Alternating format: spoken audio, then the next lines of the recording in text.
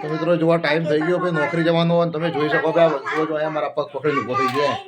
તમે જોઈ શકો કે મારા પગ પકડીને ઊભો થઈ ગયો પપ્પા મારે અંગાત આવું શું કરે કયો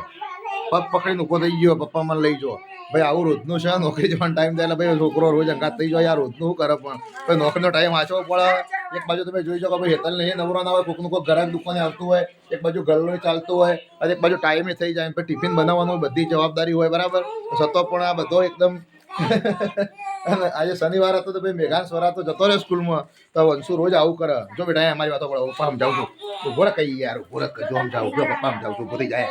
જો મારા દીકરાઓ પડે જો હવે તારા હા ને મારા દીકરા જો પપ્પા ને જો પપ્પા નોકરી જવું પડે પપ્પા નોકરી ના જોય તો બેટા પૈસા ચોથી આવું પૈસા ના આવે તો પછી આપણે બધા ચોથી ફરવા જઈએ ખાઈએ ચોથી ખબર પડી જો તારા ભણવાનું માં દીકરા એટલે દાદી ભણાવું ટીવી જો ભણ જો બેટા એવું ના કરે મારા દીકરા જો સમજ કે મારી દીકરા સમજી જા જલ્દી હવે સમજી જા મારી દીકરા હવે સમજી જા જો પપ્પા જો વિડીયો પછી લોબો થઈ જશે બેટા સમજી જા મારી દીકરા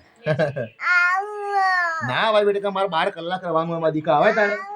એટલે ના ભાઈ મારી દીકરા સમજ કર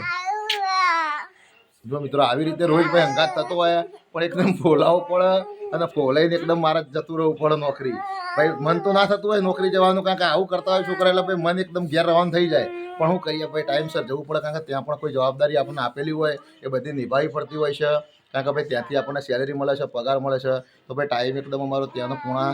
10 વાગ્યાનો ટાઈમ છે ભાઈ 9:45 તો નીકળું છું એકદમ મસ્ત એવા લાડ પણ કરવા પડે તમે જોઈ શકો છો ભાઈ